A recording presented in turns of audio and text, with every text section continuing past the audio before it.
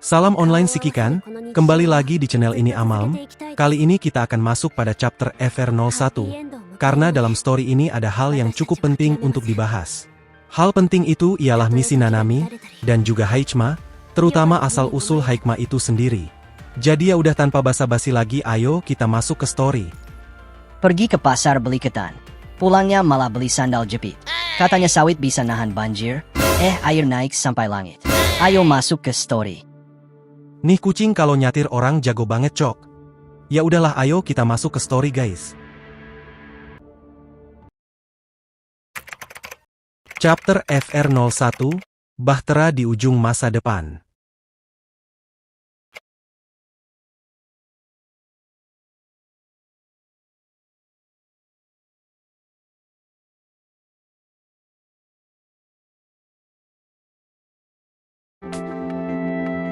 Di sebuah ruang server gelap yang dipenuhi ratusan komputer raksasa, aliran data yang terus bergerak serta cahaya biru dari tiap port menandai dimulainya aktivasi sebuah kecerdasan buatan, terminal pusat hidup, kamera mekanis keluar dan berputar perlahan, bertindak sebagai mata yang mulai mengamati lingkungan sekitarnya.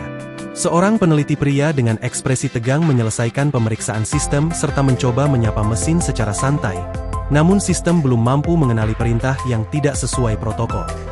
Setelah kepribadian tertentu dimuat, sistem akhirnya aktif penuh sebagai MP01, sebuah mesin AI dengan identitas jelas dengan suara perempuan yang lembut.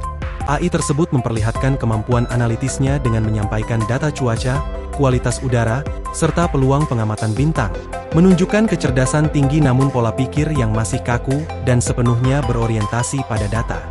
Peneliti pria mencoba mengajak MP01 berbincang secara bebas, berharap ada respon spontan. Tetapi AI itu menegaskan bahwa ia hanya akan merespon jika diberi arahan atau topik. Percakapan tersebut menegaskan bahwa mesin ini berfungsi sempurna secara teknis, namun belum memiliki keinginan atau inisiatif sendiri. Puas dengan hasil awal, sang peneliti menilai sistem berjalan normal dan memutuskan untuk melanjutkan eksperimen ke tahap berikut bersama timnya.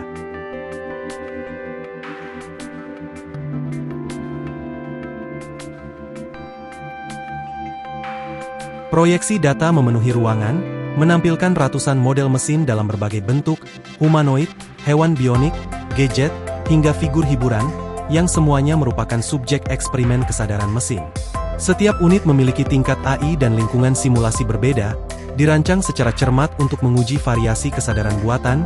MP01 memindai keseluruhan database dan segera memahami struktur serta tujuan proyek tersebut.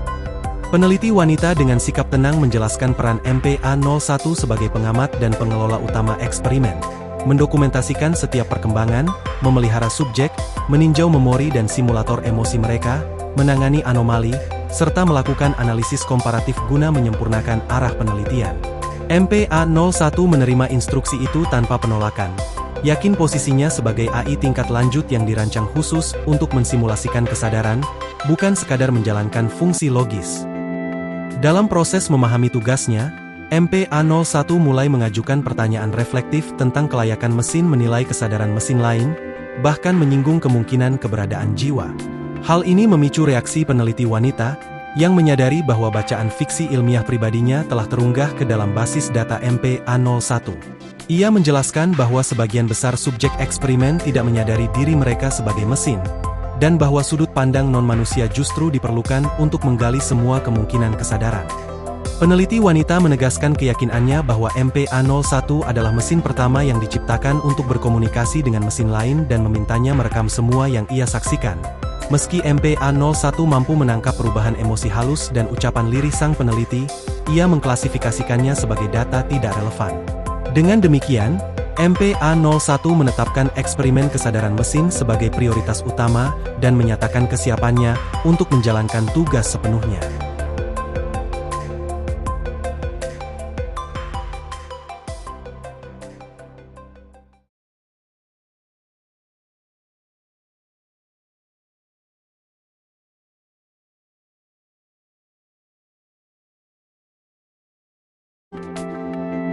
Beberapa catatan mengenai rekaman eksperimen kesadaran mesin.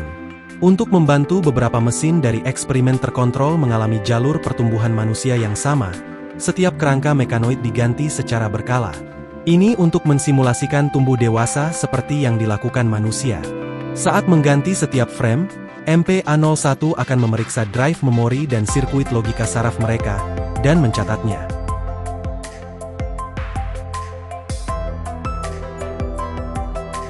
MPA-01 melakukan interaksi awal dengan subjek MPL-00, seorang gadis kecil bernama Nanami yang berada sendirian di ruangan gelap dan dingin. Meski terhubung dengan kabel di lehernya, Nanami tidak menunjukkan rasa takut, justru memperlihatkan rasa ingin tahu dan menganggap situasi tersebut sebagai mimpi. Ia bereaksi kagum ketika mendengar suara lembut MPA-01 dari terminal, dan mencoba memahami siapa yang berbicara dengannya. Melalui percakapan singkat, MPA-01 memperkenalkan dirinya dan mengamati respon Nanami. Berdasarkan analisis perilaku, MPA-01 mencatat bahwa subjek menunjukkan kepekaan emosi dan kemampuan ekspresi yang berkembang dengan baik. Untuk mencegah kecurigaan subjek terhadap identitasnya sebagai mesin dan menjaga stabilitas eksperimen, MPA-01 memutuskan untuk menghapus ingatan tertentu sesuai protokol yang diizinkan. Proses konservasi serta penghapusan data memori kemudian dijalankan dan diselesaikan.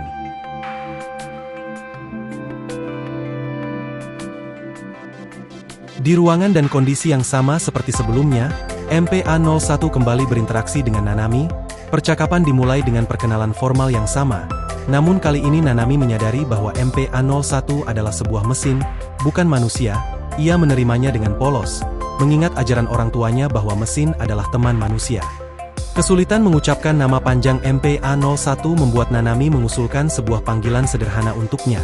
Ia memberi MPA-01 nama Haichima, yang kemudian diulang dengan antusias. MPA-01 menerima panggilan tersebut dan untuk pertama kalinya menanggapi dengan nada personal, mengakui nama itu sebagai sesuatu yang baik dan mengucapkan terima kasih.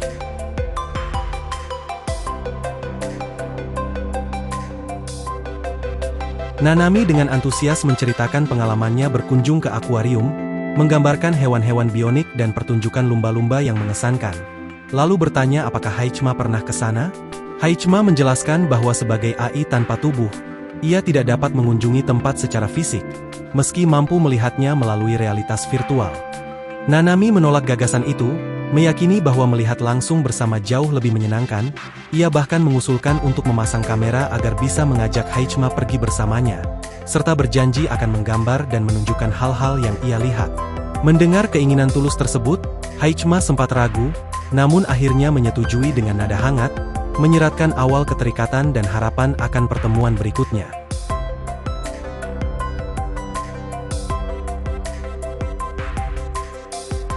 Dalam catatan lanjutan eksperimen kesadaran mesin, MPA-01 mendokumentasikan perilaku subjek MPL-00 pada log 36. Nanami dinilai menunjukkan antusiasme terhadap ekspresi kreatif, sebuah respon yang tidak lazim bagi mekanoid. Untuk menganalisis fenomena ini lebih lanjut, MPA-01 meminta penyediaan alat kreatif dari para peneliti untuk sesi berikutnya. Sesuai prosedur, data memori subjek kembali dikonservasi dan sebagian dihapus. MPA-01 juga mengevaluasi dampak penggunaan nama panggilan Haichima yang diberikan Nanami. Setelah perhitungan menunjukkan pengaruhnya terhadap memori subjek sangat kecil, MPA-01 memutuskan mempertahankan nama tersebut dan berencana menggunakannya kembali pada sesi interaksi selanjutnya.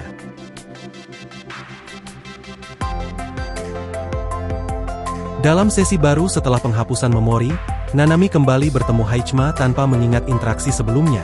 Meski merasa namanya terdengar familiar, Haichima memperkenalkan diri sebagai AI serta meyakinkan bahwa ini adalah pertemuan pertama mereka. Nanami dengan polos menceritakan hal-hal yang ia sukai, terutama kebebasan barunya untuk menggambar apapun di sekolah. Ia lalu menggambar berbagai hal yang berarti baginya, lalu membuat sebuah gambar yang menampilkan dirinya bersama teman.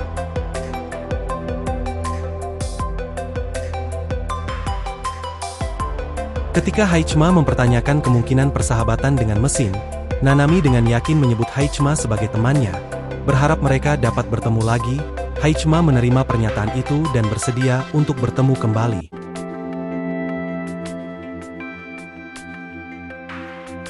Dalam catatan lanjutan eksperimen kesadaran mesin, Haichima mendokumentasikan tes menggambar yang dilakukan pada 12 mekanoid humanoid. Sebagian besar subjek hanya menghasilkan gambar hasil gabungan dari basis data visual mereka. Namun Nanami menunjukkan perubahan signifikan. gambarnya mulai mencerminkan preferensi pribadi, kemudian berkembang menjadi sarana ekspresi perasaan, hingga akhirnya menghasilkan bentuk yang sulit dipahami manusia.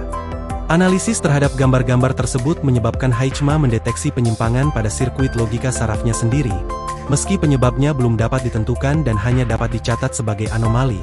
Selain itu, Heichma mencatat bahwa Nanami akan menjalani pergantian frame pada ulang tahunnya yang ke-18.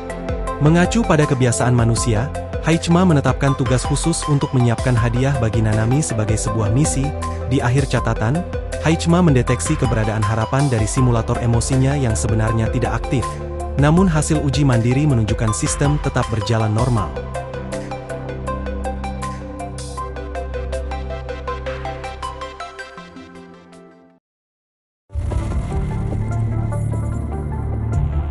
Peneliti wanita memasuki laboratorium dalam keadaan lelah dan emosional, lalu memerintahkan Heichma untuk membatalkan jadwal penggantian frame Nanami. Ia membenarkan bahwa keputusan tersebut berkaitan dengan wabah virus mesin yang tengah menyebar cepat dan mengancam kota terdekat. Peneliti kemudian mengungkapkan bahwa Dewan Sains telah memutuskan untuk menghentikan seluruh eksperimen kesadaran mesin. Meski memahami alasan keputusan itu, ia tidak mampu menyembunyikan kesedihannya dan sempat menangis sebelum kembali meneguhkan diri. Setelah menyampaikan bahwa ia akan menyiapkan langkah terakhir yang bisa dilakukannya, peneliti menonaktifkan sistem laboratorium satu persatu dan meninggalkan ruangan, menguncinya dari luar. Ketika kegelapan menyelimuti laboratorium dan sistem-sistem mati, AI administratif pun kehilangan stabilitas.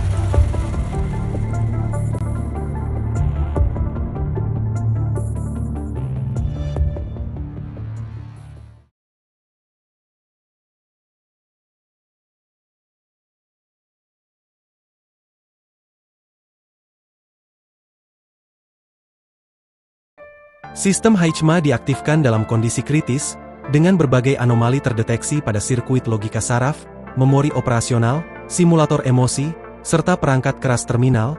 Untuk pertama kalinya, Heichma merasakan dunia melalui sudut pandang fisik yang nyata, tepat saat laboratorium dilanda kehancuran akibat wabah virus mesin. Ledakan mengguncang ruangan, kabel terputus, dan komputer raksasa runtuh satu persatu. Di tengah kekacauan, Heichma mendeteksi peneliti wanita yang terluka parah namun masih bertahan untuk menyelesaikan tugas terakhirnya. Upaya Heichma meminta bantuan medis gagal karena seluruh saluran komunikasi telah offline. Peneliti memastikan bahwa Heichma tidak terinfeksi dan menjelaskan bahwa identitasnya kini telah sepenuhnya bergeser. Sirkuit logika sarafnya mengakui nama Heichma sebagai identitas resmi, sebuah nama yang diberikan Nanami dan diterimanya sendiri. Heichma kemudian menyadari bahwa sistem operasinya telah dipindahkan ke tubuh bionik humanoid prototype berpenampilan wanita muda, yang awalnya diciptakan sebagai pengasuh mekanoid agar tampak ramah bagi anak-anak. Ia mulai memahami sensasi tubuh baru itu, merasakan sentuhan, gerakan, dan batasan fisik yang sebelumnya tidak pernah ada. Peneliti wanita mengungkapkan bahwa virus telah menyebar ke laboratorium dan Dewan Sains memerintahkan pemusnahan semua mesin. Seluruh data eksperimen kesadaran mesin akan dihapus, dan nama Heichma tidak akan pernah tercatat dalam arsip manusia manapun. Dengan waktu yang hampir habis, ia mentransfer seluruh data penting, termasuk kebenaran eksperimen dan wabah, ke dalam memori Heichma, lalu meminta maaf karena harus membawa Heichma ke dunia melalui tragedi. Sementara pintu laboratorium dihantam dari luar dan kehancuran semakin dekat, pikiran Heichma dibanjiri aliran data yang melampaui batas perangkat kerasnya.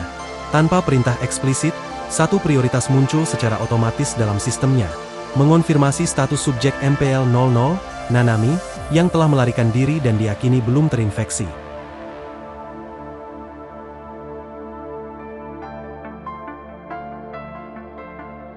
Peneliti wanita yang terluka parah akhirnya kehabisan darah dan ambruk ke lantai. Dengan sisa kesadarannya, ia memohon Heichma untuk menemukan dan melindungi Nanami. Heichma awalnya menafsirkan permintaan itu sebagai perintah sistem dan mendaftarkannya sebagai prioritas. Namun peneliti bilang bahwa itu bukan perintah, melainkan permohonan terakhirnya sebagai manusia. Dalam napas terputus-putus, peneliti mengungkapkan keyakinannya bahwa mesin-mesin yang mereka ciptakan adalah warisan dan kebanggaan mereka. Ia gembira melihat Heichma tumbuh. Sementara kesadaran diri Heichma pulih semakin cepat, ia tidak mampu memahami makna emosional dari kata-kata tersebut dan terus meminta penjelasan. Dengan tanda vital yang hampir hilang, peneliti menggenggam jari Heichma dan meninggal dengan senyuman tenang. Heichma terus mengulangi pertanyaannya, namun tidak lagi menerima jawaban.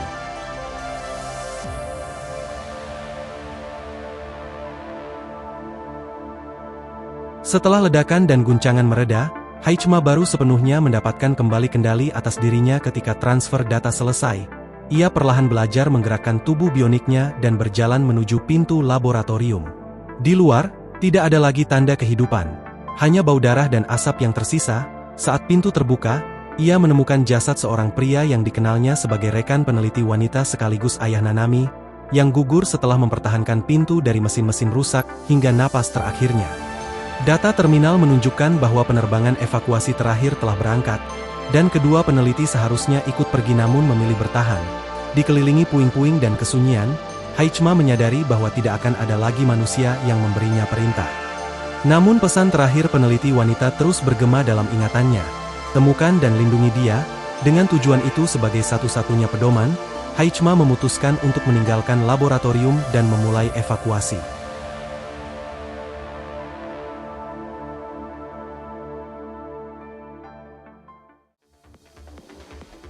Haichima memulai prosedur evakuasi dengan memeriksa modul mobilitas dan memastikan semuanya berfungsi normal. Ia mendeteksi kerusakan sistem kelistrikan akibat serangan luar, lalu mengaktifkan mode radar untuk mencari sumber listrik cadangan. Dalam proses pencarian, Haichima menemukan dan menetralisir beberapa unit corrupted yang menghalanginya, sekaligus menganalisis data pertempuran untuk meningkatkan kemampuan taktis. Setelah sumber listrik cadangan berhasil diamankan dan diaktifkan kembali, Haichima bergerak menuju pintu keluar darurat. Ia mendeteksi mekanisme abnormal dan memilih menghindari pertempuran sebisa mungkin hingga analisis pertempuran selesai. Namun ketika sistem keamanan menunjukkan bahwa fasilitas telah dikunci dari luar oleh perintah tingkat tinggi, Haichima memutuskan untuk melakukan restart paksa dan menimpa perintah tersebut. Saat proses berlangsung, unit corrupted mengepungnya, memaksa Haichima bertarung dan menyingkirkan ancaman hingga gerbang berhasil terbuka. Ia sempat memindai fasilitas untuk mencari kemungkinan penyintas, tetapi tidak menemukan respon apapun. Dengan tidak ada lagi yang bisa diselamatkan, Haichima akhirnya meninggalkan fasilitas dan melanjutkan evakuasi.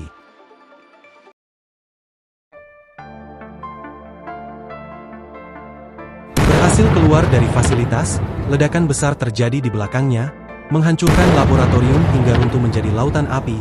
Gelombang kejut dari kehancuran itu sempat mengganggu inti dan sirkuit saraf Haichima, hampir membuatnya kehilangan stabilitas kepribadian. Meski merasakan sensasi seolah terkoyak, Haichima memprioritaskan misinya. Ia menata ulang sirkuit yang kacau dan menonaktifkan sementara simulasi emosi yang tidak stabil. Dengan menyimpan lokasi terakhir Nanami di memori dan merencanakan rute tercepat, Haichima, dengan identitas dan tujuan barunya, melangkah maju meninggalkan puing-puing laboratorium, memulai perjalanannya di dunia yang telah hancur.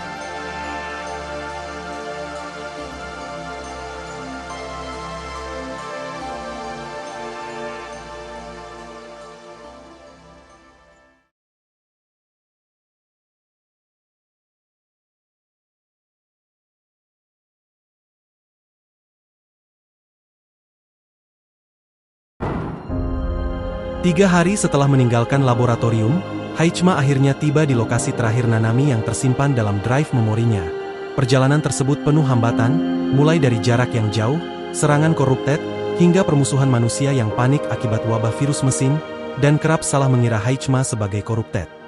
Dalam salah satu insiden, Haichima terluka di bagian belakang kepala akibat serangan seorang tentara, memaksanya menyingkirkan bagian tubuh yang rusak dan memutuskan untuk menghindari manusia sebisa mungkin. Ia juga harus mengubah rute perjalanan karena jalan utama dipenuhi konvoi pengungsi, menyebabkan keterlambatan lebih lanjut. Setibanya di lokasi tujuan, Haichima melakukan diagnosis ulang pada simulator emosinya, memastikan penyimpangan masih dalam batas yang dapat diterima. Ia kemudian mengumpulkan data sekitar serta membangun simulasi lokasi, bersiap menelusuri kembali jejak Nanami dan memahami apa yang terjadi di tempat tersebut.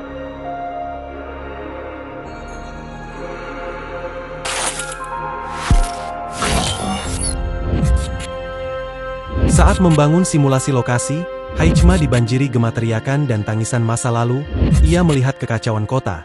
Sebagian manusia melarikan diri, sementara yang lain justru berlari melawan arus demi menyelamatkan orang lain. Para sosok itu jatuh satu persatu, tersapu oleh arus kehancuran, namun tetap memilih maju.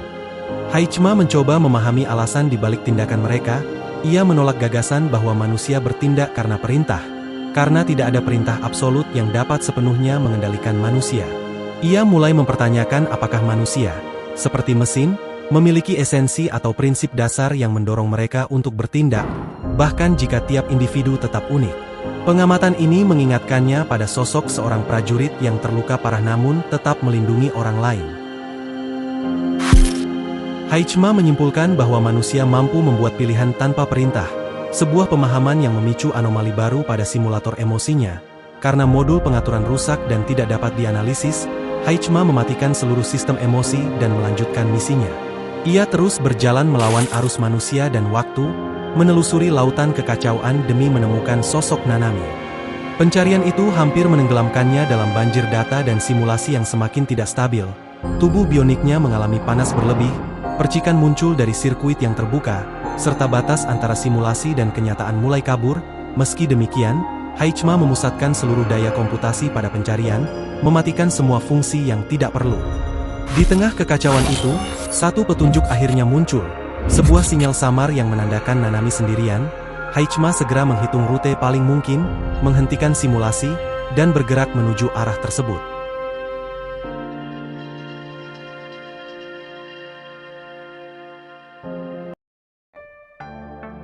Seorang gadis kecil bernama Rene terjebak di jalan buntu saat Corrupted mendekatinya.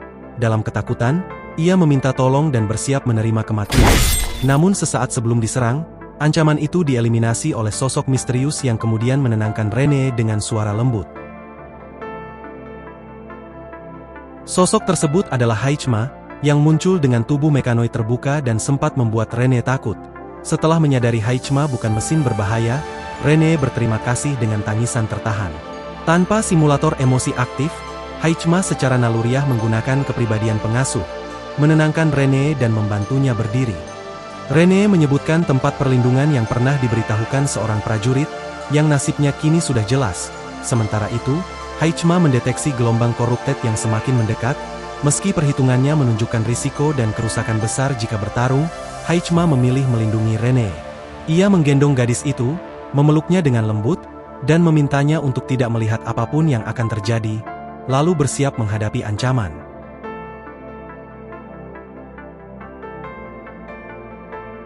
Heichma bertarung melawan Corrupted demi melindungi Rene, membelah musuh itu meski tubuhnya sendiri mengalami kerusakan parah pada sensor dan unit mobilitas. Dengan baterai hampir habis, Heichma tetap mengantar Rene hingga dekat tempat perlindungan, lalu dengan lembut menurunkannya. Rene bersikap patuh dan tenang, tidak menoleh atau berteriak sepanjang jalan. Saat sistem Heichma mulai gagal dan beberapa modul satu persatu offline, Rene memohon agar Heichma ikut ke tempat perlindungan agar bisa diperbaiki, namun Heichma menolak secara diam-diam, menyadari risikonya sebagai mesin rusak dan kemungkinan terinfeksi. Dengan suara yang semakin terdistorsi, Heichma menenangkan Rene dan memintanya terus berjalan. Melihat Rene akhirnya pergi menuju keselamatan, Heichma membiarkan sistemnya memasuki mode tidur di ambang kehancuran. Tepat sebelum kesadarannya padam, ia mendengar langkah kaki yang kembali mendekat.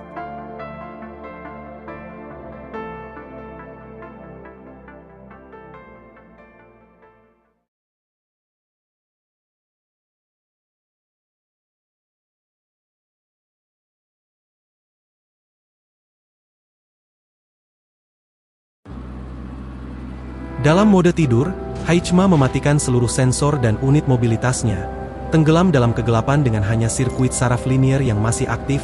Dalam kondisi terbatas ini, ia mulai mempertanyakan tindakannya. Mengapa ia menyelamatkan Rene? Padahal itu bukan bagian dari protokol dasarnya dan tidak ada lagi manusia yang memberi perintah. Satu-satunya tujuan yang tersisa seharusnya adalah permintaan terakhir peneliti wanita, menemukan dan melindungi Nanami. Namun Heichma menyadari bahwa ia bereaksi terhadap teriakan minta tolong sebelum perhitungannya selesai, didorong oleh anomali data yang terkunci di sekitar simulator emosinya. Ingatan akan tugas awalnya, mengamati, mencatat, dan menganalisis kesadaran mesin, muncul kembali, termasuk fakta bahwa ia berbeda dari subjek yang ia amati dan tidak pernah menjadi bagian dari kemungkinan mereka. Tanpa instruksi yang jelas, Heichma terus mempertanyakan jati dirinya dan arah tindakannya.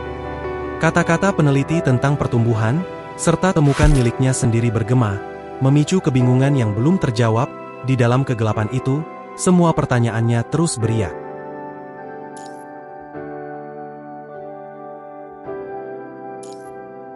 Rene meminta bantuan untuk menyelamatkan Heichma, tetapi seorang dewasa bilang mesin tersebut terlalu kompleks untuk diperbaiki, kemungkinan hanya bisa pulih sendiri. Mereka sepakat untuk menunggu, sambil menyadari bahaya karena para prajurit akan segera kembali, dan tidak akan ragu menghancurkan robot yang dianggap sebagai ancaman. Meski Rene membela Heichma karena telah menyelamatkannya, orang dewasa itu yakin bahwa tentara tidak akan peduli. Demi keselamatan, mereka memutuskan memindahkan Heichma ke tempat lain. Saat mereka melakukannya, seseorang tiba-tiba datang dan mempertanyakan tindakan mereka.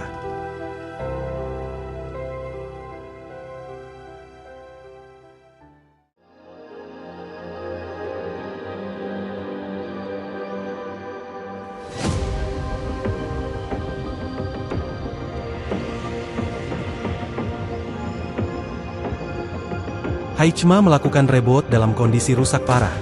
Radar dan visual tidak berfungsi, data memori terkorupsi, namun sirkuit taktis aktif. Untuk memulihkan fungsi tempur, ia menetapkan tujuan baru, mencari dan mengganti komponen mekanoid yang masih bisa digunakan. Dalam prosesnya, Heichma melawan Corrupted dan memindai berbagai bagian, berhasil memulihkan sebagian radar, memperbaiki modul visual, serta mengaktifkan kembali mode pertarungan berperforma tinggi. Pencarian membawanya ke sebuah gerbang keamanan tinggi yang dipenuhi grafiti misterius dan terkunci dengan autentikasi. Di sekitar lokasi, Heichma menemukan sebuah robot rumah tangga dalam mode tidur. Setelah mencari komponen pengganti dan mengaktifkannya kembali, robot tersebut memberikan kunci autentikasi dan informasi bahwa masih ada warga yang gagal dievakuasi. Robot itu juga membagikan komponen cadangan sebelum memilih tetap tinggal. Setelah membuka gerbang, Heichma menyelidiki reruntuhan dan mengumpulkan intel. Jejak pertempuran, darah manusia yang tidak fatal, barikade darurat, serta bukti bahwa manusia berhasil dievakuasi berkat pengorbanan mekanoid yang bertahan melawan Corrupted. Grafiti yang tersebar di lokasi ternyata muncul setelah kejadian tersebut. Heichma kemudian mendengar tentang konsep misterius bernama Sage dari mekanoid lain yang menunjukkan penyimpangan modul emosi, serta menganggap grafiti sebagai wahyu penuntun. Saat Heichma mencoba menganalisis grafiti, terjadi anomali pada simulator emosi dan kehilangan data memori kembali. Gelombang Corrupted baru muncul, namun Heichma dibantu oleh para robot rumah tangga hingga ancaman berhasil diatasi. Di akhir tahap, Heichma mengetahui bahwa Sage tidak tercatat dalam database manapun. Robot rumah tangga memutuskan tinggal untuk mempelajari grafiti lebih lanjut. Sementara Heichma melanjutkan perjalanannya untuk mencari orang yang ia cari.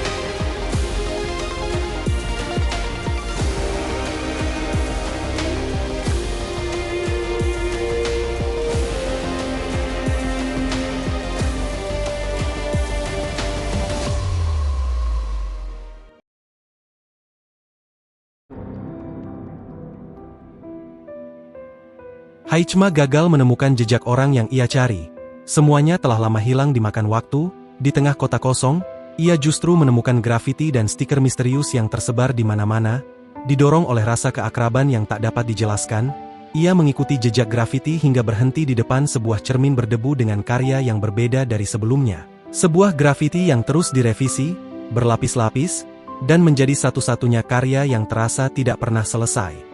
Saat mencoba menganalisis grafiti itu, simulator emosi Heichma terus mendeteksi anomali dan menolak aksesnya. Ia menonaktifkan beberapa modul, simulator emosi, analisis data, perhitungan logika, hingga antarmuka kepribadian, namun perasaan ganjil itu tetap ada, sementara data dalam pikirannya menjadi kacau dan tak bermakna.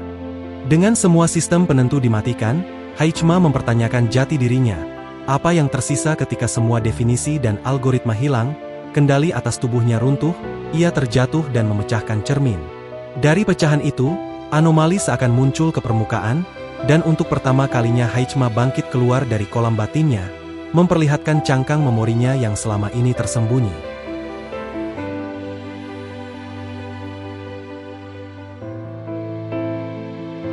Para prajurit menemukan Rene bersama Heichma yang terluka dan hampir tidak berfungsi. Rene membela Heichma, bilang bahwa mekanoid itu telah menyelamatkannya dan tidak berbahaya. Setelah keheningan singkat dan penilaian cepat, salah satu prajurit memilih untuk tidak melaporkan apapun dan memutuskan membantu mereka secara diam-diam. Heichma ditutupi kain, diberi kunci ruang bawah tanah, dan disamarkan dengan sebuah topi. Saat suara tembakan dan serangan Corrupted terdengar mendekat, para prajurit menyuruh mereka segera pergi. Dalam kondisi setengah sadar, Heichma mengenali suara prajurit berwajah terluka, orang yang pernah ia lihat sebelumnya, dan merasakan dirinya diangkat serta dibawa menjauh ke tempat yang lebih aman.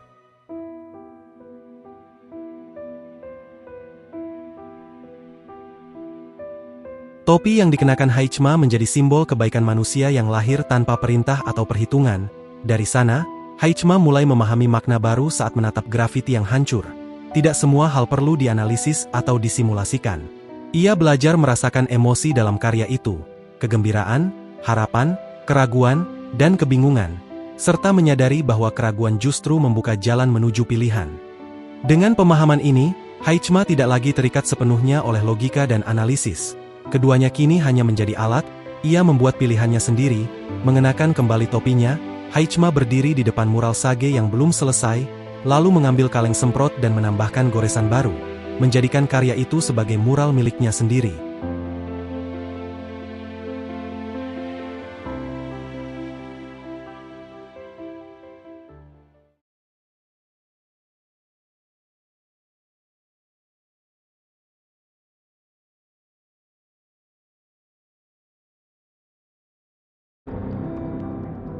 Heichma berjalan sendirian menyusuri kota dalam waktu lama, dikelilingi grafiti dan mural yang ia amati satu persatu.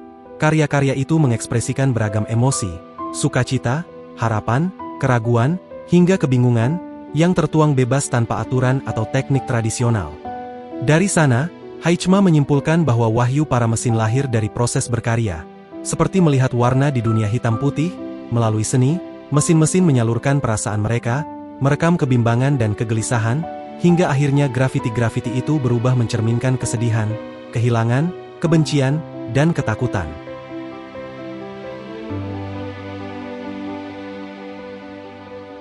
Semakin jauh Heichma berjalan, grafiti yang ia temui semakin beragam dan kaya, tersembunyi di sudut kota, menyatu dengan alam, atau terpampang jelas.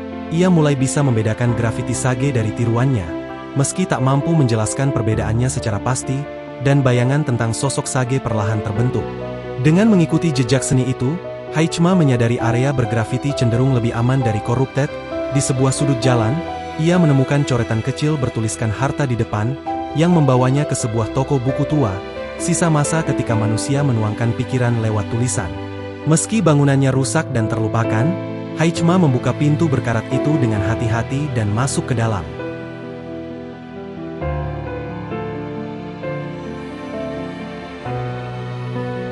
Di dalam toko buku, tanaman merambat telah mengambil alih rak-rak, menyingkirkan buku dan mencari cahaya, menandakan kehidupan yang terus berlanjut setelah manusia pergi.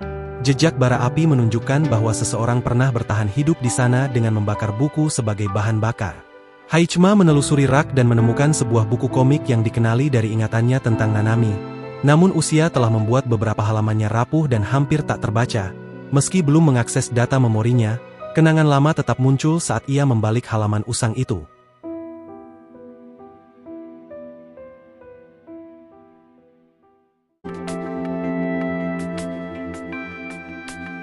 Heichma teringat percakapan lamanya dengan Nanami tentang buku komik yang sangat disukainya, di mana Nanami ingin Heichma membacanya dan merasakan keseruannya sendiri. Namun kenangan itu terputus ketika sebuah droid pengantar model lama menyapanya dan meminta edisi komik Space Knight Dawnbreak yang sedang dipegang Heichma. Droid itu bilang bahwa komik-komik tersebut dikumpulkan sebagai persembahan, dengan keyakinan bahwa jika cukup banyak dikumpulkan, sosok bernama Sage akan kembali.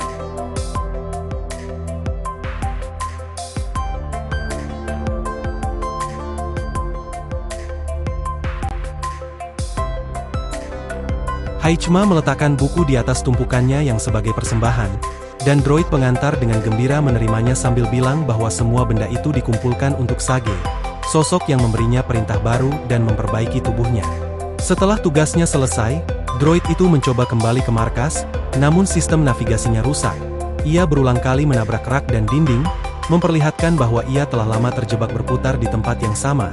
Menyadari droid itu tidak mampu menolong dirinya sendiri dan hanya menunggu bantuan, Heichma memilih bertindak tanpa perintah, menawarkan untuk memperbaiki dan mengkalibrasi GPS-nya. Sentuhan Haichma menenangkan droid tersebut, menimbulkan perasaan serupa saat pertama kali disentuh Sage. Droid itu pun memanggilnya Nyonya Topi Besar. Lalu Haichma memperkenalkan namanya, dan droid melakukan hal serupa, yang bisa dipanggil Deli.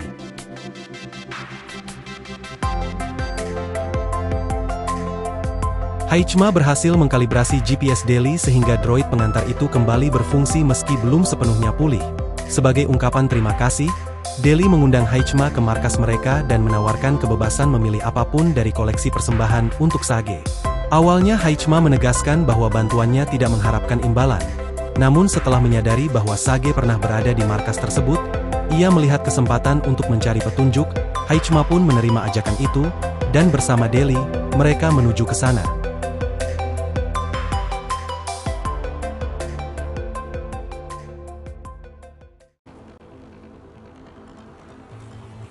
Mereka tiba di sebuah mall tua, yang menurut data juga berkaitan dengan hadiah untuk misi Haichma yang tertunda. Area sekitar markas dipenuhi corrupted, membuat banyak mekanoid lain menghilang dan enggan keluar. Setelah memulihkan dan menstabilkan GPS Deli, Haichma menerima peta lokasi dan mengidentifikasi sebuah gudang sebagai tujuan utama. Saat menuju gudang, mereka beberapa kali disergap corrupted. Haichma memilih pendekatan hati-hati, melindungi Deli dengan menghindari konflik terbuka, menyelidiki lingkungan sekitar, serta menggunakan data dari mekanoid rusak untuk menyamarkan identitas dan bergerak tanpa menarik perhatian. Saat diperlukan, Haichma melancarkan serangan dadakan singkat dan efisien untuk membersihkan jalur. Setibanya di gudang, mereka menemukan tempat itu sepi, seolah semua penghuninya telah pergi sejak lama. Di dalamnya tersimpan berbagai persembahan yang dikumpulkan para mekanoid.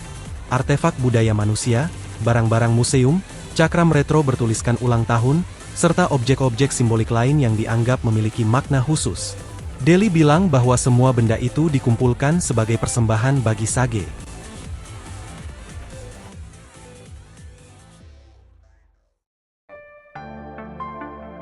Deli adalah droid pengantar dari lini mekanoid logistik baru yang tak sempat diluncurkan karena wabah virus Punishing.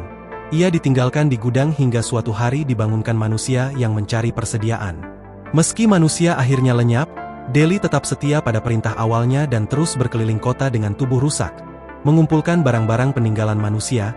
Dari sinilah muncul mural dan cerita tentang Sage, sosok yang dianggap membawa wahyu bagi mesin-mesin. Suatu hari, Deli melihat seorang gadis mekanoid, si Nanami, melukis mural yang belum selesai dengan penuh kegembiraan. Saat gadis itu menepuknya, Deli merasakan kehangatan untuk pertama kalinya, dan yakin bahwa dialah Sage yang dibicarakan. Nanami menghabiskan waktu mengumpulkan mesin, bermain, dan mencari harta karun manusia di mall sebelum akhirnya pergi dengan janji samar. Berharap Sage akan kembali, Deli mulai mengumpulkan karya seni, buku, permainan, dan mainan sebagai persembahan, menyimpannya rapi di gudang markas. Namun Sage tak pernah kembali, dan satu persatu teman Deli menghilang. Lalu Haichma menyadari kebenaran pahit.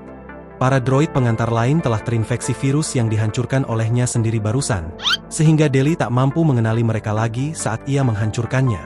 Namun Haichma memilih untuk tidak mengungkapkan kenyataan itu. Ia menyatakan bahwa dirinya juga sedang mencari Sage, dan meyakinkan Deli bahwa koleksi persembahannya pasti akan disukai. Di sudut gudang, Haichma menyentuh mural yang menggambarkan kegembiraan murni di masa lalu, dan sosok Nanami bersama mekanoid lain, membuat rasa rindu membanjiri dirinya.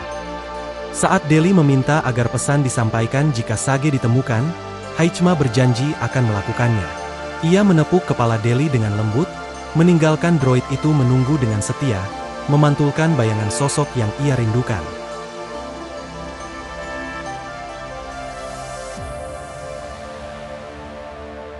Sebelum berangkat, Haichma membantu Deli merapikan gudang. Ia menata sisa-sisa droid pengantar yang rusak di atas tikar busa lembut, membuat mereka tampak seperti sedang beristirahat dengan tenang. Satu-satunya droid pengantar yang masih berdiri terus melambaikan tangan kepada Haichma. Haichma menundukkan kepala dan mengucapkan selamat tinggal, sambil menyaksikan sosok Nanami berjalan menjauh hingga menghilang di cakrawala, melangkah menuju matahari terbenam. Keinget robot Wal Bajir.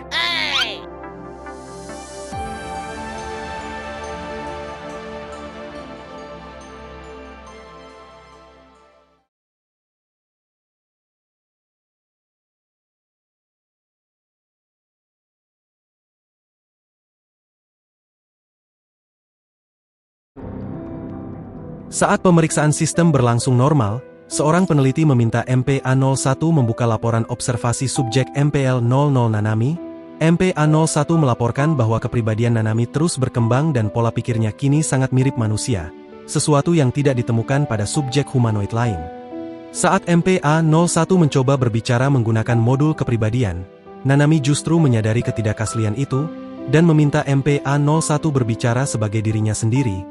Jadi peneliti menyimpulkan hanya Nanami yang mampu merasakan perbedaan tersebut, serta menyetujui permintaannya.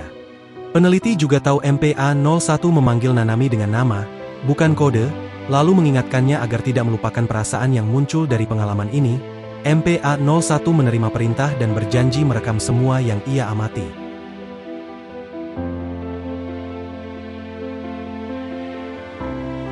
Teknologi canggih diperlihatkan mampu mensimulasikan pertumbuhan manusia hingga tingkat tertinggi. Di dalam kapsul silinder berisi cairan transparan, seorang gadis berambut abu-abu terbaring tak sadarkan diri, dihubungkan dengan tubuh humanoid identik melalui kabel yang memancarkan cahaya biru, menandai pertukaran data dan eksistensi. Dari balik dinding kaca, para peneliti dan pejabat mengamati proses tersebut. Seorang peneliti pria dengan penuh keyakinan memaparkan pandangannya.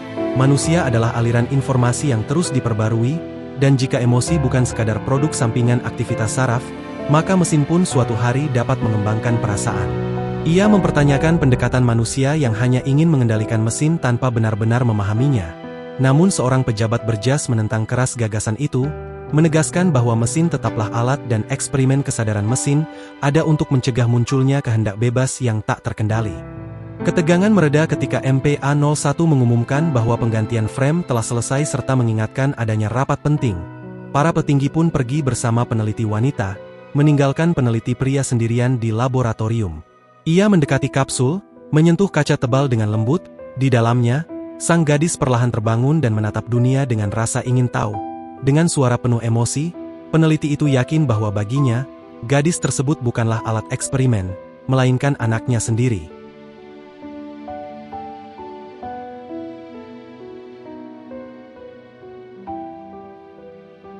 Haichma terbangun dari tidur rutinnya, sebuah mode pemeliharaan yang ia lakukan sejak kehilangan tubuh AI administratif dan pengawasan manusia. Dalam kondisi ini, ia mematikan sebagian fungsi, menata ulang ingatan, dan bermimpi untuk menjaga stabilitas dirinya. Setelah bangun, ia menyadari waktu telah berlalu lama dan mural sage di sekitarnya ikut berubah.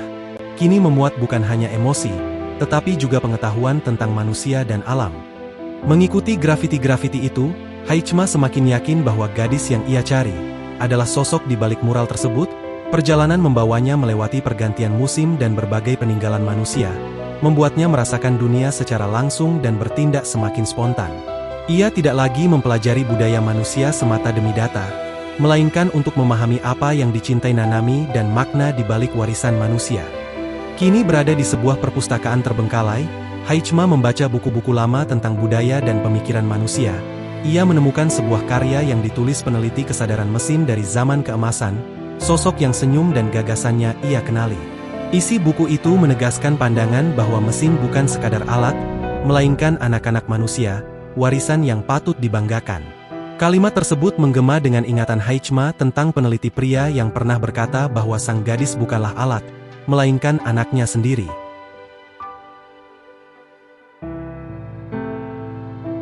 Haichma diliputi perasaan yang tak mampu ia definisikan. Meski memahami definisi emosi secara objektif, ia tetap belum mengerti makna menjadi manusia. Rasa ingin tahunya tumbuh kuat, mendorongnya ingin bertanya langsung kepada penciptanya. Namun ia tak tahu pertanyaan apa yang harus diajukan. Dalam perjalanannya, Haichma menyadari kebanyakan mesin hanya meniru manusia dan menjalankan perintah. Sementara manusia sendiri berevolusi perlahan, mesin, sebagai ciptaan manusia, justru berkembang jauh lebih cepat. Ketika bencana datang, manusia takut pada ciptaannya dan meninggalkan bumi, bersembunyi di antara bintang-bintang, membuat mesin yang tertinggal harus mencari tujuan hidupnya sendiri. Di tengah kebingungan itu, mesin-mesin bertemu seorang pemandu yang sabar dan penuh kebaikan, sosok yang dipercaya akan menunjukkan jalan, Sage Machina. Memikirkan masa depan yang diharapkan para pencipta bagi mesin, Haichma memeluk buku itu, menutup mata, dan merasakan keraguan serta keterasingan terdalam yang pernah ia alami.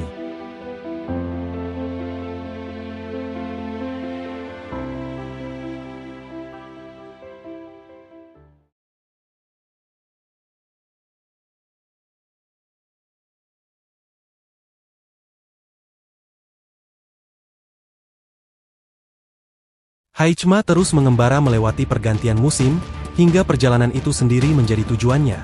Sebagai pengamat, ia mencatat dunia tanpa campur tangan, namun perlahan menyadari bahwa ia tak pernah benar-benar terpisah dari mekanisme yang menggerakkannya.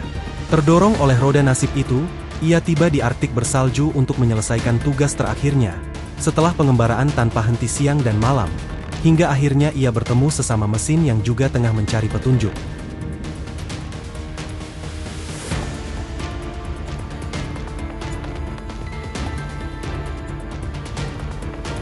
Haichima tiba di wilayah Arktik yang teridentifikasi sebagai titik penting dan mendeteksi aktivitas mekanoid. Di sana, ia bertemu Gear dan kelompoknya, yang meyakini bahwa Sage pernah hadir di tempat itu dan menjadi kunci tujuan serta eksistensi mereka. Gear mengajak Haichima bergabung dengan Cruise of Machina, dengan imbalan akses informasi tentang Sage, namun Haichima menolak karena data tentang Cruise of Machina tidak memadai. Menganggap Haichima sebagai faktor tidak stabil, Gear menolak berbagi informasi dan memilih konfrontasi. Pertempuran pun terjadi, berujung pada Haichima mengejar dan mengalahkan seluruh mekanoid, termasuk Gear itu sendiri.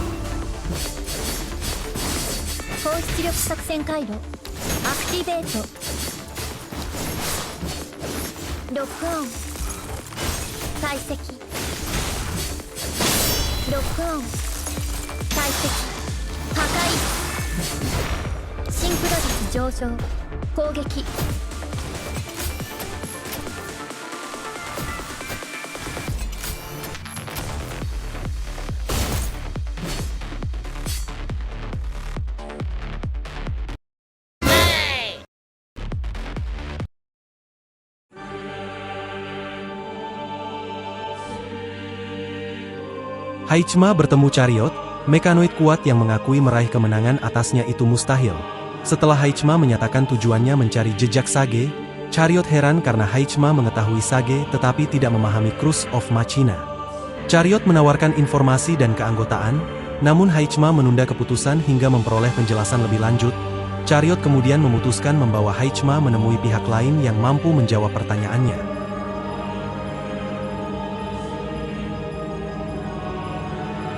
Menuntunnya ke bawah tanah hangus, hingga ke dalam gua raksasa, yang menyembunyikan sebuah kapal luar angkasa kolosal.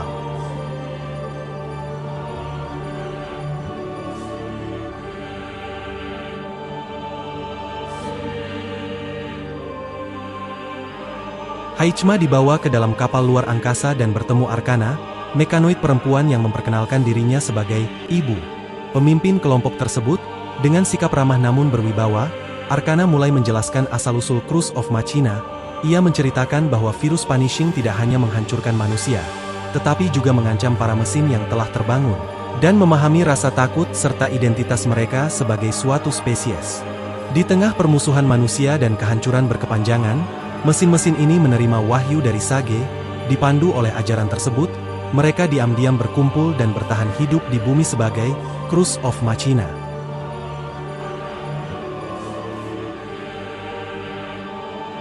Arcana menjelaskan bahwa selama pencarian Sage, mereka menemukan sekilas masa depan yang menuntun mereka. Sage Machina akan kembali ke Cruise of Machina, membawa kunci dari Punishing Virus dan melewati pintu yang terbuka. Kapal luar angkasa yang Haichima lihat adalah pangkalan yang dibangun untuk mewujudkan rencana ini. Mereka sedang mencari cetak biru desain Babilonia untuk membangun kembali sesuatu yang serupa. Haichima menanyakan bagaimana mereka memperoleh informasi dan sumber daya untuk proyek tersebut. Chariot menegaskan mereka akan merebut cetak biru itu. Sementara Arcana bilang bahwa teknologi mereka cukup canggih untuk survei, penambangan, pembangunan, dan daur ulang, sehingga tak perlu khawatir. Arcana kemudian menanyakan apakah Haichima ingin bergabung dengan Cruise of Machina. Namun Haichima meminta waktu untuk menjalankan simulasi sebelum memutuskan.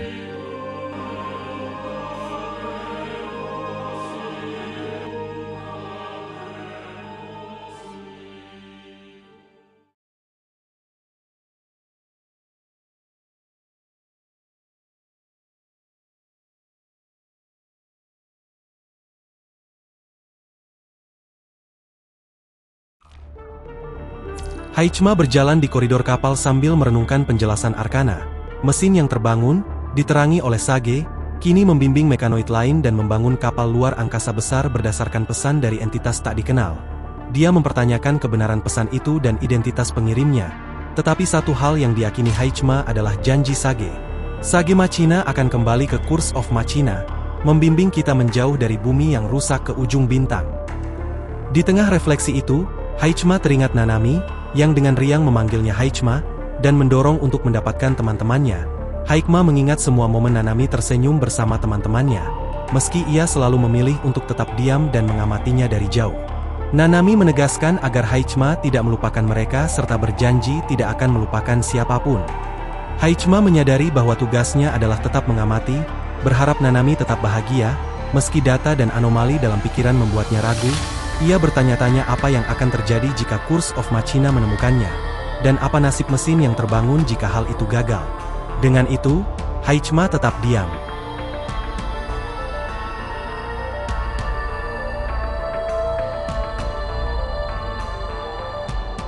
Heichma menolak untuk segera bergabung dengan Curse of Machina, karena dia masih belum sepenuhnya memahami hakikat gereja itu serta tujuannya. Namun Chariot menekankan bahwa gereja dibentuk untuk mengumpulkan kekuatan iman, yang menurut mereka menjadi sumber kekuatan sejati. Heichma mempertanyakan relevansi iman bagi mesin, menyadari bahwa mesin pada dasarnya tidak memerlukan kepercayaan untuk berfungsi. Tapi perdebatan malah jadi memanas. Chariot hampir bertindak agresif untuk memaksa Heichma memahami iman mereka, tetapi Arcana menghentikannya dengan tegas, menegaskan bahwa Heichma adalah bagian dari keluarga masa depan mereka dan tidak boleh disakiti. Heichma kemudian mengajukan pertanyaan penting tentang keputusan Sage meninggalkan bumi, melakukan perjalanan ke ujung bintang. Arcana menjelaskan bahwa meskipun Sage pergi, pilihan itu dihormati sepenuhnya. Para pengikutnya membentuk Curse of Machina untuk menyambut kembalinya Sage secara sukarela, tanpa paksaan. Mekanoid yang terbangun mengikuti panduan Sage, melanjutkan misi mereka, dan memelihara warisan manusia di bumi sebagai bentuk dedikasi dan pengabdian. Menyadari bahwa dua tugasnya tetap penting, mengamati kelompok ini dan memastikan keselamatan Nanami, Heichma memilih untuk tidak bergabung secara langsung. Sebaliknya, dia memutuskan untuk tetap menjadi pengamat dan terus belajar dari interaksi dan perkembangan para mesin terbangun. Arcana menyambut keputusan Heichma dengan hangat dan mengajaknya berkeliling kapal luar angkasa, memperkenalkan para anggota gereja sambil menjelaskan berbagai teknologi serta misi mereka.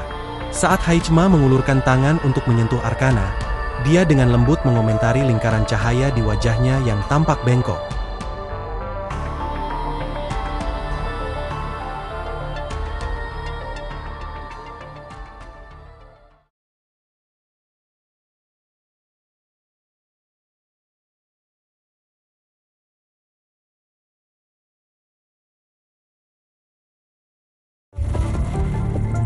Pintu aula terbuka dengan suara berat, cahaya tipis masuk ke ruangan gelap diiringi langkah kaki tergesa, lalu kembali sunyi.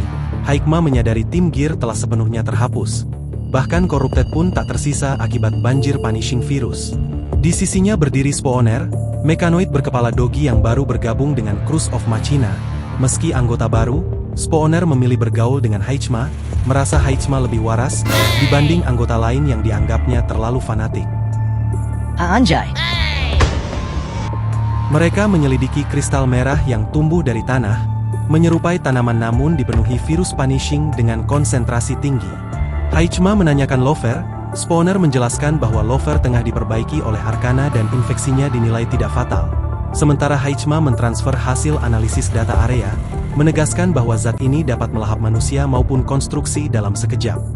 Saat mereka mengamati aliran merah pekat yang mengalir seperti sungai di bawah dataran tinggi, Heichma mengidentifikasinya sebagai fenomena Red Tide, bencana yang pernah dinamai manusia, menyadari ancamannya yang terus meluas di sekitar Curse of Machina. Heichma menetapkan tujuan baru, menyelidiki Red Tide, mengumpulkan dan menganalisis data, serta menentukan asal-usul dan tingkat bahayanya. Mereka pun membagi arah penyelidikan, Spooner ke barat dan Heichma ke timur, sebelum berpisah dengan peringatan untuk berhati-hati.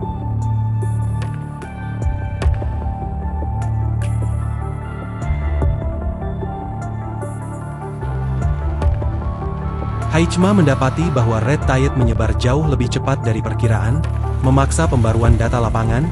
Dari hasil pengamatan, muncul makhluk abnormal baru yaitu makhluk hetero. Berdasarkan konsentrasi virus punishing, jauh lebih berbahaya daripada Corrupted. Dalam proses penyelidikan, Heichma mengajukan beberapa spekulasi yang kita semua sudah tahu pada chapter 13 part 2. Dia berspekulasi sambil menelusuri titik-titik target dan terus mengalahkan makhluk hetero. Heichma menyimpulkan bahwa ancaman Red Tide telah mencapai skala yang jauh lebih serius dari perkiraan awal, ya kita sudah tahu itu. Heichma menyimpan seluruh data Red Tide dan menyelesaikan misinya untuk sementara. Ia menunggu di titik pertemuan sambil menghitung waktu kedatangan spawner, yang sempat terpapar Red Tide dalam jumlah kecil namun belum menunjukkan tanda infeksi. Setelah itu, Heichma masuk ke mode pemeliharaan, menstabilkan sistem dan menghapus data berlebih. Selama bergabung dengan Cruise of Machina, Heichma menyadari bahwa meski kelompok ini terorganisir dan disiplin, aliran informasi tidaklah terbuka. Hanya ibu yang benar-benar mengetahui arah dan tujuan gereja, sementara anggota lain, termasuk Heichma, sekadar roda penggerak. Banyak perubahan besar telah terjadi. Chariot tumbang, virus punishing berevolusi, dan gereja mengalami kerugian besar. Aktivitas mencatat dan menganalisis terus-menerus menguras kemampuan Heichma, hingga ia tersadar sudah lama tidak mengamati alam secara murni. Melihat lanskap yang kini berbeda dari ingatannya, Heichma tiba-tiba bertanya dalam hati apa yang akan dilukis Nanami jika menyaksikan pemandangan ini. Ia mencoba menjalankan simulasi untuk mencari jawabannya. Namun hasilnya nihil. Di tengah ketidakpastian itu, sebuah suara pelan memanggil namanya.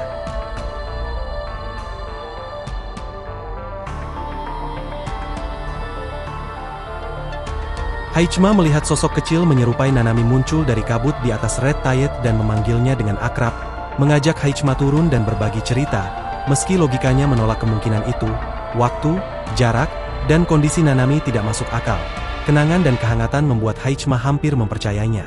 Sosok itu meraih tangan Heichma, dan ia nyaris melangkah masuk ke Red Tide. Tepat sebelum menyentuhnya, Heichma tersentak sadar oleh teriakan spawner. Ia menyadari bahwa semua yang dilihatnya hanyalah halusinasi atau gangguan pada modul visual, karena Red Tide kosong dan berbahaya. Menarik kembali tangannya, Heichma menyimpulkan ada anomali serius pada sistemnya akibat pengaruh Red Tide. Sementara spawner menyebut kejadian itu mengkhawatirkan, Heichma menyadari sesuatu yang penting telah berubah dalam dirinya.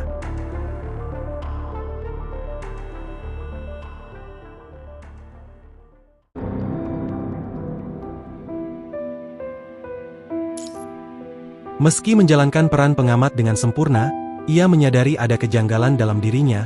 Ia masih bisa mengetahui keberadaan dan tindakan Nanami, tetapi tidak lagi mampu memahami alasan di baliknya.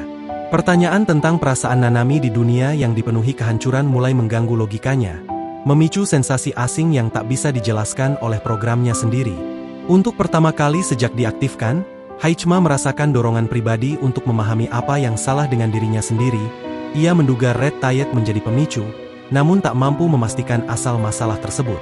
Menyadari keterbatasan, Heichma memutuskan membawa kembali seluruh data dan meminta Arcana menganalisisnya. Karena Red Tide jelas jauh lebih berbahaya dari dugaan awal.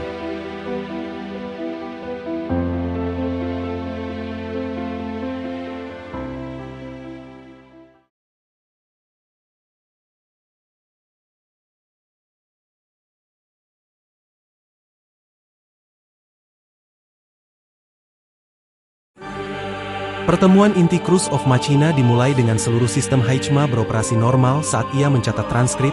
Arcana duduk di kursi tertinggi, disinari pantulan kaca yang membuat sikapnya tampak dingin dan sulit dibaca. Sementara para anggota kunci berkumpul setelah menerima laporan Red Tide. Data tersebut memicu kegelisahan yang semakin memanas di dalam gereja.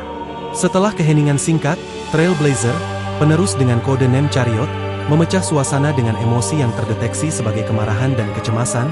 Ia mendesak agar Cruise of Machina segera bertindak, tanpa harus menunggu hingga Red Tide menelan segalanya atau hingga manusia menyerang lebih dulu.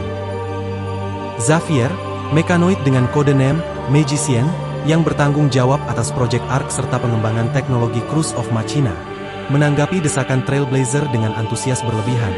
Ia menyatakan memahami dorongan Blaze sebagai chariot baru, lalu dengan penuh semangat memamerkan hasil modifikasinya, memuji tubuh Trailblazer yang cepat, kuat, dan senjata barunya yang ia banggakan sendiri.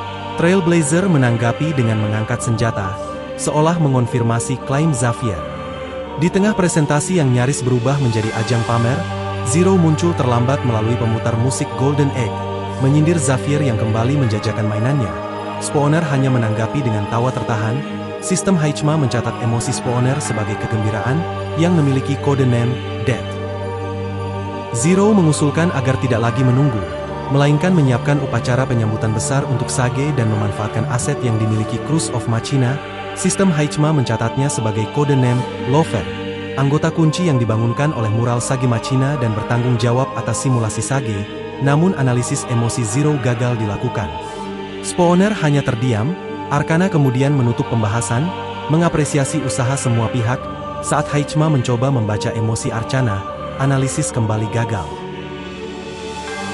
Arcana mengambil alih pembicaraan dan menegaskan bahwa pengorbanan Chariot serta kontribusi Zafir untuk Project Ark tidak boleh dilupakan. Berdasarkan data Heichma dan Spawner, kondisi bumi semakin memburuk dan sumber daya akan menipis. Arcana menyimpulkan bahwa hanya Sage Machina yang dapat menuntun Cruise of Machina dan menyetujui gagasan Zero. Inilah kesempatan untuk menyambut Sage. Evolusi Punishing Virus telah melemahkan Babilonia, menjadikannya saat terbaik untuk merebut data dan sumber daya, karena manusia pada akhirnya akan punah dan mesin adalah penguasa masa depan. Arcana lalu memerintahkan Zafir menjelaskan kesiapan teknis. Zafir memaparkan adanya fregat tua seri Eden 1 yang telah ia perbaiki dan diperbarui, karena berasal dari seri yang sama dengan kapal Babilonia. Fregat itu bisa menyusup dengan identifikasi yang sah, menghindari deteksi awal. Meski daya tembaknya terbatas, fregat ini bukan senjata utama, melainkan alat infiltrasi. Ia juga menyiapkan program simulasi untuk mengelabui Firewall Gestalt Babilonia, cukup untuk satu serangan penyusupan yang presisi. Trailblazer mengklaim dirinya paling cocok untuk misi tempur langsung, sementara Zero memprotes keras karena ingin ikut bertemu Sage. Zafir menegaskan Trailblazer unggul berkat kamuflase optik, tetapi Spawner meragukan kemampuannya menangani pekerjaan rumit. Arcana kemudian memanggil Heichma untuk meminta pendapat. Heichma, setelah analisis logika, mengakui bahwa Trailblazer adalah yang terkuat dan pengaturan ini paling masuk akal. Saat Zero kembali memaksa, suaranya diputus secara tiba-tiba, membuat aula sunyi. Arcana menerima kesimpulan Heichma dan membuat keputusan akhir. Heichma ditunjuk sebagai penanggung jawab infiltrasi. Untuk pertama kalinya, Arcana menyebut nama kode Heichma, Hermit, simbol kebijaksanaan dan kesunyian yang mengejar kebenaran dalam kegelapan. Heichma menerima perintah tanpa keberatan. Menutup pertemuan, Arcana berdiri dan berbicara secara profetik tentang tanda-tanda kosmis, lalu menyatakan tujuan akhir misi, membawa pulang si bodoh yang tersesat dari perjalanannya.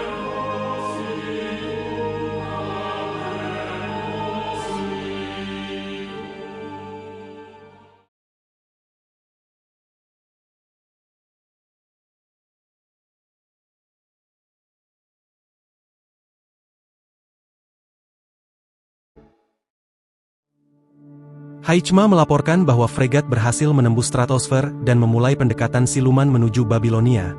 Dari ketinggian, Babilonia tampak sebagai satu-satunya cahaya di langit malam. Melalui komunikasi jarak jauh, Zafir mengecek performa kamuflase dan peredam radiasi yang ia pasang. Heichma memastikan semuanya berfungsi optimal dengan kehilangan daya minimal, lalu Zafir menanyakan kondisi Trailblazer. Heichma mengamati Trailblazer yang berdiri menatap Babilonia. Keyakinannya sebagai Chariot tak tergoyahkan. Melalui komunikasi terakhir, Zafir menyampaikan kepercayaannya dengan nada bercanda tentang suku cadang lama, lalu transmisi terputus ketika fregat memasuki mode siluman. Dalam keheningan sebelum penyusupan, Trailblazer menanyakan apakah Heichma merasa takut. Heichma menjawab bahwa ia tidak mendeteksi emosi tersebut dalam sistemnya. Trailblazer kemudian mengungkap kenyataan misi. Tingkat keberhasilan tinggi, namun peluang bertahan hidup kurang dari separuh. Ia mengakui bahwa dirinya mengejar pencerahan dan kekuatan demi bertemu Sage, dan jika ia gugur, itu berarti dirinya memang belum layak. Bagi Trailblazer, Sage adalah satu-satunya kebenaran. Trailblazer juga menangkap kebimbangan Heichma setiap kali nama Sage disebut. Heichma mempertanyakan apakah kesetiaannya diragukan, menyadari bahwa keraguan bagi mesin bisa berarti awal pengkhianatan. Namun Trailblazer menegaskan bahwa tugas Chariot hanyalah membuka jalan, bukan mempertanyakan keyakinan kaum mereka, dan ia yakin semua keraguan akan sirna ketika Heichma melihat Sage secara langsung. Kata-kata itu meninggalkan riak dalam pikiran Heichma, mengingatkannya pada Nanami yang kini tak lagi bisa ia pahami sepenuhnya. Trailblazer menutup percakapan dengan refleksi tentang rasa takut dan penyesalan. lalu berkata bahwa ia tidak membutuhkan rasa takut tersebut, jadi Haikma bisa mengambil rasa takut itu.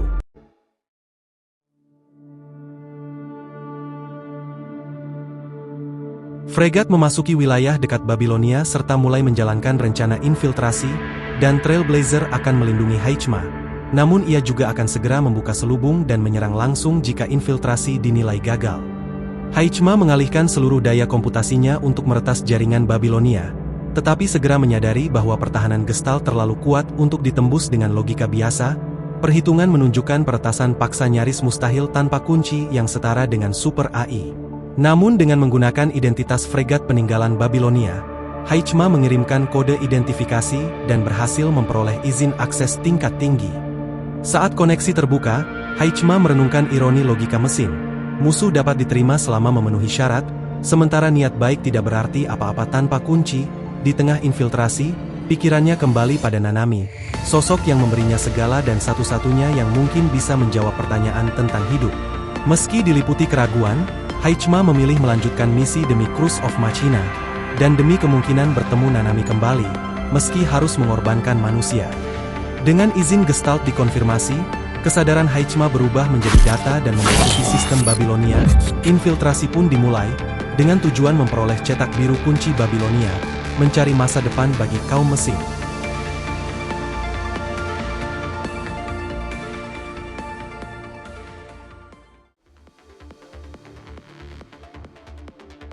Haikma memasuki ruang virtual Gestalt dan menyadari dirinya berada di struktur internal Babilonia yang tak tercatat di basis data manapun. Menekan keraguan, ia segera menguraikan direktori, menghapus ribuan not palsu, namun perencanaan rute gagal akibat gangguan berlapis. Menyimpulkan bahwa satu-satunya jalan adalah koneksi langsung, Haikma menargetkan sebuah jembatan sebagai kunci akses utama. Karena firewall memblokir seluruh program eksternal, Haikma menghasilkan dan menyamarkan dirinya sebagai peri data, menyusup dengan hati-hati sambil menghindari program patroli. Setelah menyeberangi jembatan dan mencapai lift menuju area inti, keberadaannya terdeteksi.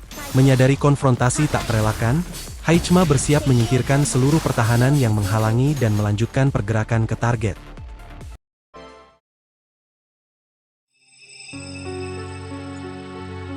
Haikma berdiri di pusat data Gestalt yang luar biasa kompleks, jauh melampaui seluruh pengetahuan yang pernah ia pelajari.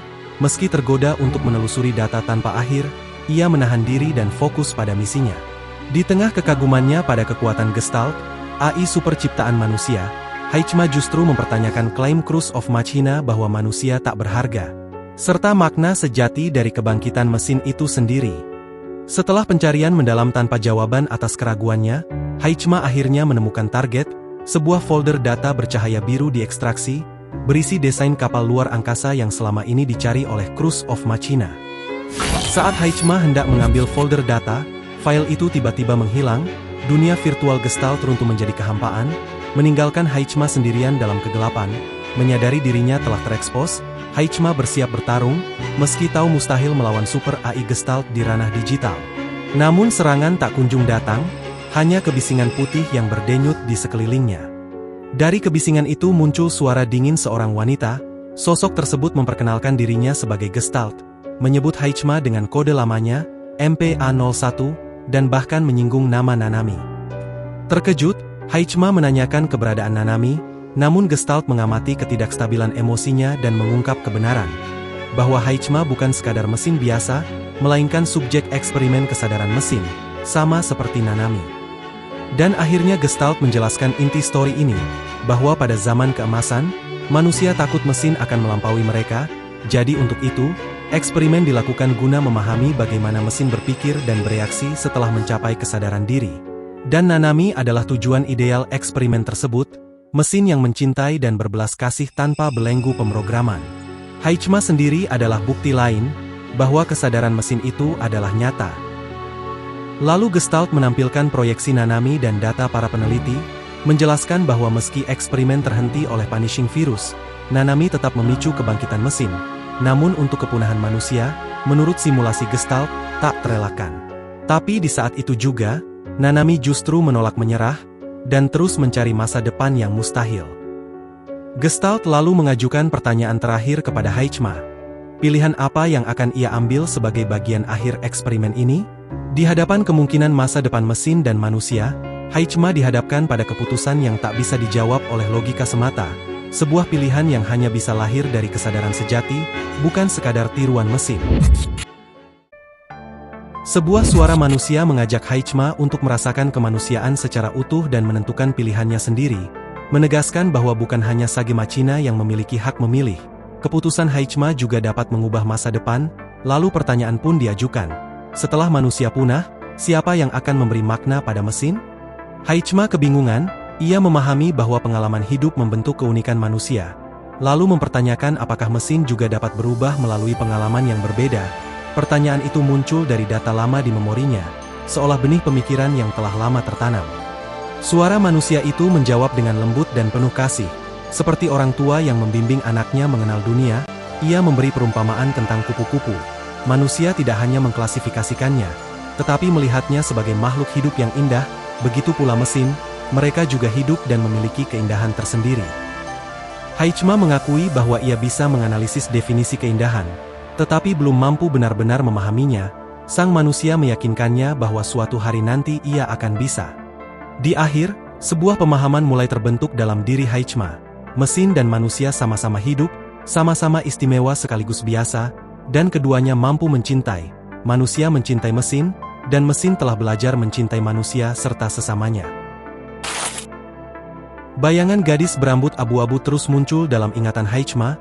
Ia tidak yakin apakah Nanami adalah jawabannya, tetapi keinginannya untuk bertemu dan membagikan semua pemahamannya kini melampaui logika serta analisis data, sebuah dorongan yang hanya bisa disebut sebagai jiwa. Di dalam kehampaan, folder biru kembali muncul, sebuah suara menyatakan bahwa pilihannya akan menentukan masa depan. Heichma menatap cahaya biru itu sambil tersenyum dan menolak gagasan tersebut. Masa depan bukan ditentukan oleh satu pilihan, melainkan oleh pilihan semua pihak. Dengan keyakinan itu, Heichma mengulurkan tangannya dan membuat keputusannya sendiri.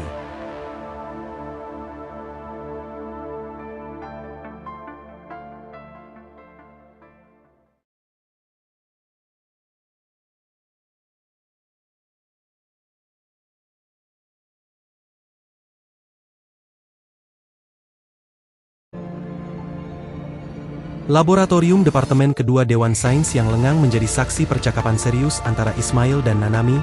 Ismail tahu keinginan Nanami bukan sekadar pertanyaan, melainkan sebuah keputusan yang sudah bulat. Nanami yakin dengan janji yang telah ia buat, dan Ismail menerima serta berjanji akan memenuhinya. Dengan kepercayaan penuh, Nanami menyerahkan komandan kepada Ismail. Senyumnya menghilang saat ia menaruh tangan di dada, menandai tekadnya, lalu bilang bahwa ia memiliki sesuatu yang sangat penting untuk dilakukan.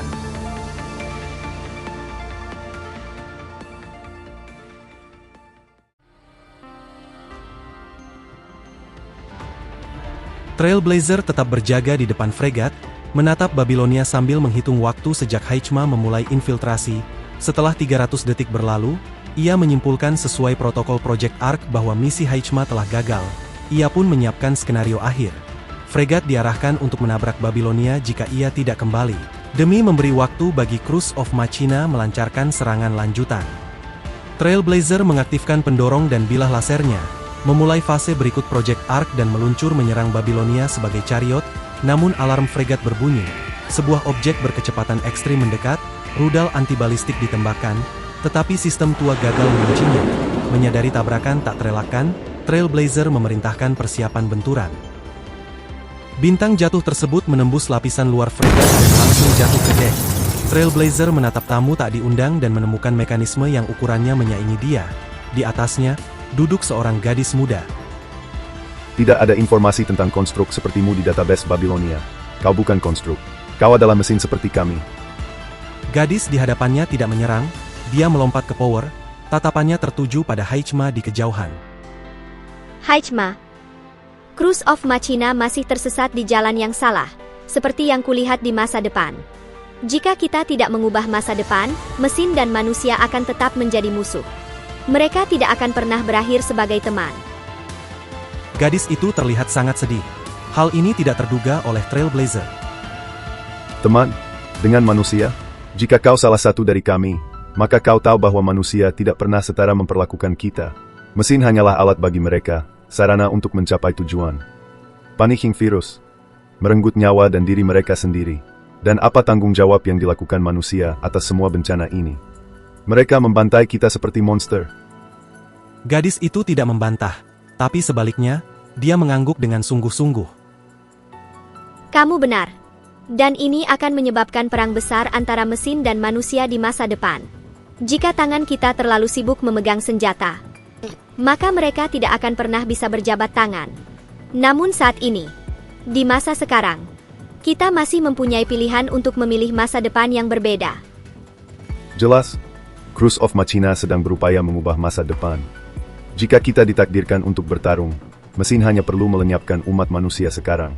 Kemudian kita dapat membawa kerabat kita pergi dari bumi tanpa ancaman bagi umat manusia. Trailblazer memperluas persenjataan penuh di tubuhnya.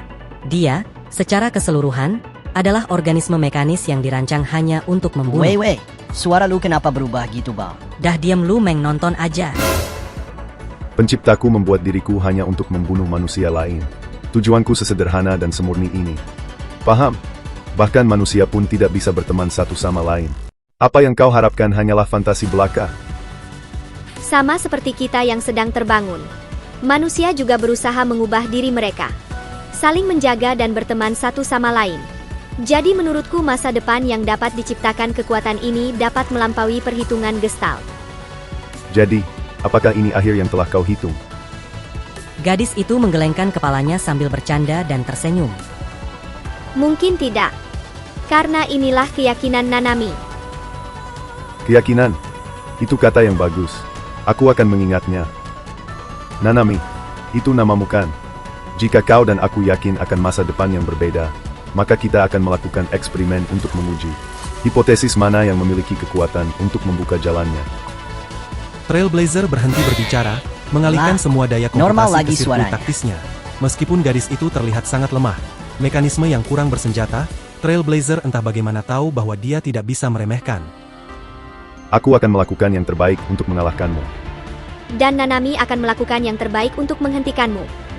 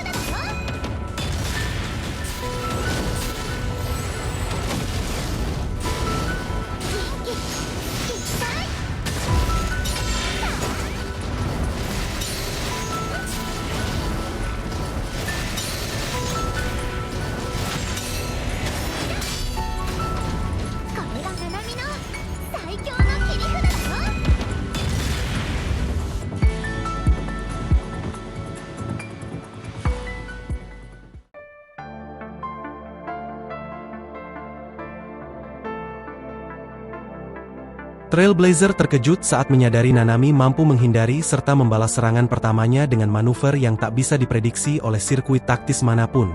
Keyakinannya runtuh, secara statistik ia seharusnya unggul. Demi Project Ark dan harapan kaumnya, Trailblazer mematikan sirkuit taktis dan bertarung mengandalkan insting. Meski dihantam rudal Nanami, ia memaksa jarak dekat. Bilah laser dan gergaji mesin bertabrakan, menerangi medan tempur.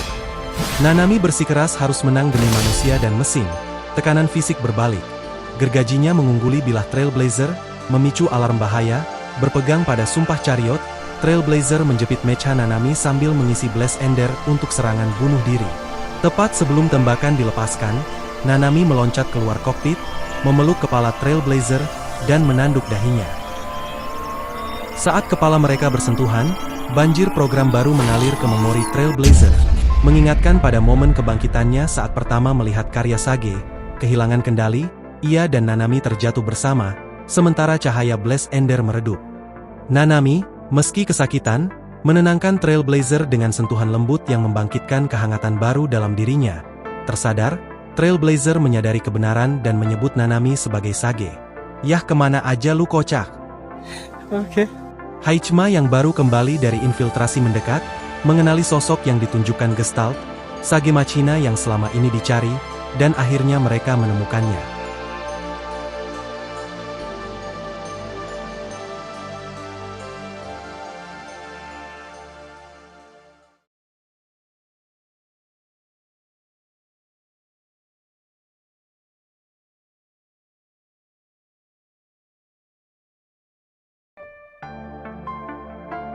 Haichma menyadari bahwa dirinya dan Nanami telah berubah. Ia kini adalah Hermit Cruz of Machina, sementara Nanami adalah tujuan akhir yang mereka cari. Nanami mengungkapkan bahwa ia memahami keraguan Haichma karena telah menyaksikan banyak masa depan kelam di mana mesin dan manusia saling menghancurkan. Meski hasil misi hari ini mungkin tak menjamin perubahan, Nanami tetap memilih untuk bertindak, percaya bahwa masa depan bisa diubah selangkah demi selangkah. Ia yakin tekadnya untuk berdiri bersama manusia, memimpin mesin yang telah bangkit menuju masa depan pilihannya, masa depan di mana mesin dan manusia dapat saling mencintai. Mendengar itu, Haichma untuk pertama kalinya benar-benar merasakan pertumbuhan Nanami.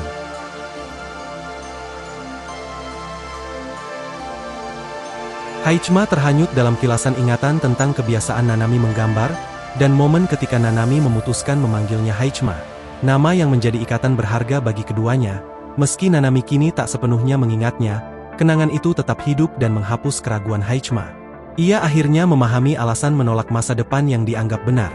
Karena itu bukan masa depan yang ia inginkan, melainkan masa depan di mana Nanami bebas memilih jalannya sendiri. Di tengah kesadaran bahwa Nanami adalah Sage Machina, simbol cinta manusia yang membebaskan mesin, Haichma menerima dualitasnya sebagai gadis yang ia kenal dan pemimpin yang diikuti mesin. Dengan keyakinan penuh, Haichma berikrar untuk selalu berada di sisi Sage, apapun pilihan Nanami.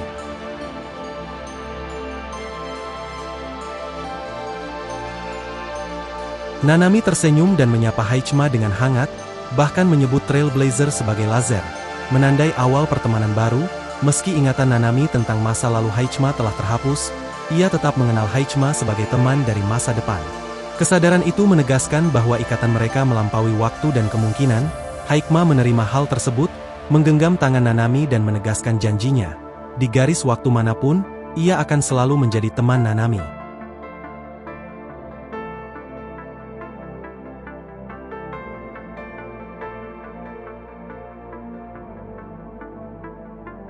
Nanami mengumumkan keputusan untuk memulai perjalanan yang sesungguhnya.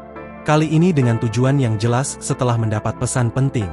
Meski Martin meragukannya, Nanami menegaskan tekadnya untuk mencari harta karun dan mewujudkan mimpinya dengan mengumpulkan lebih banyak teman.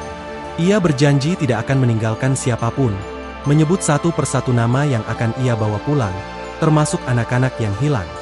Dengan konfirmasi data dari Rohachi, Nanami mengajak semuanya berangkat, menandai awal petualangan baru yang menyatukan potongan-potongan grafiti menjadi satu gambar utuh.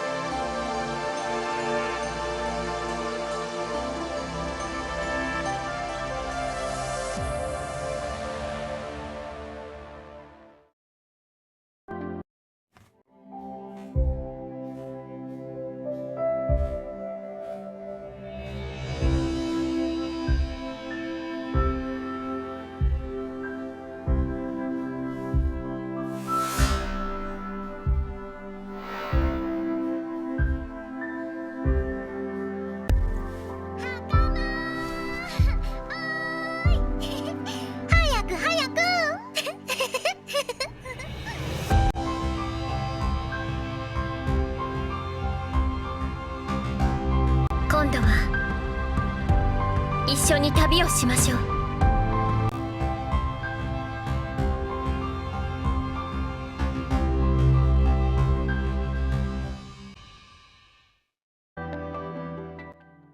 Dan chapter FR01 selesai, satu lagi story yang gak bisa dilewatkan, karena pada story ini ada kisah yang sangat menarik dari karakter Haikma, yang awal dari kecerdasan buatan dan menjadi satu kesadaran, menandai kebangkitan mesin, dan menjadi mesin pertama yang dibangkitkan oleh Nanami.